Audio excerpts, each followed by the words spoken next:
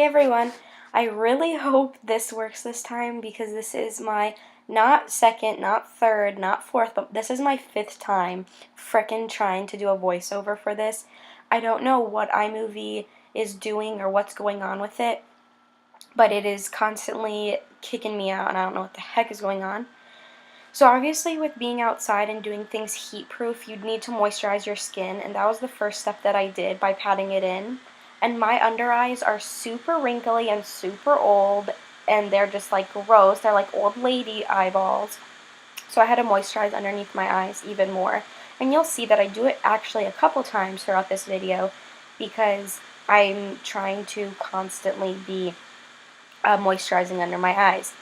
As far as my eye makeup goes, I'm priming my eyes as per usual, and then I'm going in with 3 different eyeshadows. I go in with Jane Cosmetics Natural Brown all over my crease as a transition shade, and then I go in with MAC Brown Script and MAC Saddle in my outer corner. Now, usually when you're going for long-wearing, long-lasting, heat-proof and sweat-proof makeup, you use cream shadows, but I just feel like that's what everyone has been doing lately, and I wanted to do something a little bit different, so I'm just using eyeshadow. But with using eyeshadow, you try to go very minimal with it while still looking awake and looking put together. You don't want anything too dark and too extravagant when you'd be sweating because you don't want it to look too noticeable if some was to come off. When using mascara, you definitely have to make sure it is waterproof. That would be my my opinion for mascara. A lot of people say that theirs falls out underneath the bottom part of their eye, like to their lower lash line area and underneath. Mine does too, actually. So for me, it's hard to line or do anything underneath my eyes as far as eyeliner or mascara goes.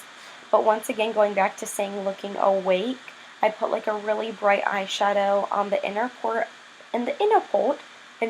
of my eyes. And as you see, this is like I think my second or third time applying that under eye brightener-esque thingamajig.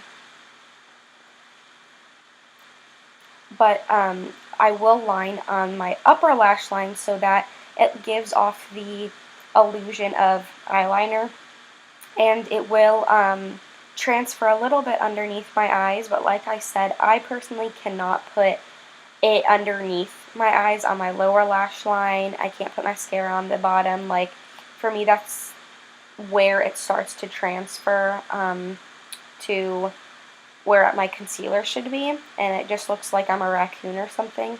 So very little, and then I'm just separating my eyelashes because they were looking kind of ratchet, looking a little clumpy and stuff. So I primed my whole face, which I don't know where that went, and concealer. Concealer was a big step for me, but going really minimal with things like that. Just because we didn't use cream stuff on the eyes, we will be using it on the face.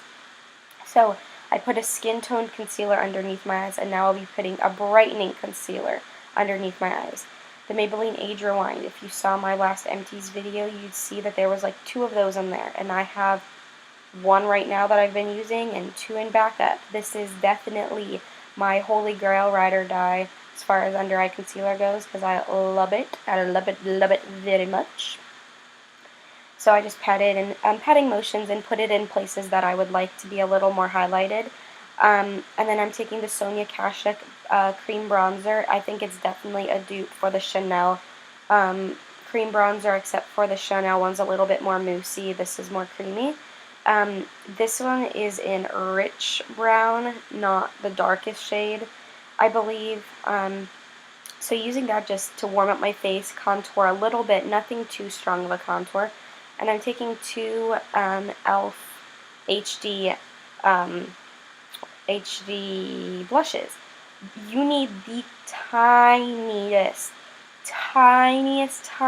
amount of these. They're psycho pigmented. I look like a clown with the littlest amount that I ever put on. But don't worry because it all gets blended out. So I would take a different like synthetic stipply brush, and I blend it out, but then don't worry again because we powder it. Using cream products underneath your powder ensures longevity of your products, and also just makes it a bit brighter. So using all cream products, so cream bronzer, highlighter, and blush, but then I set all of that with powders. So I'm going to set underneath my eyes with the Ben Nye Banana powder, and then I set underneath my eye, underneath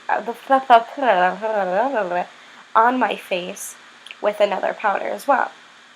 And by doing that, you're just setting your entire face and hoping and guaranteeing a little bit that it won't grease up or melt off or transfer as much as it would if you didn't set it.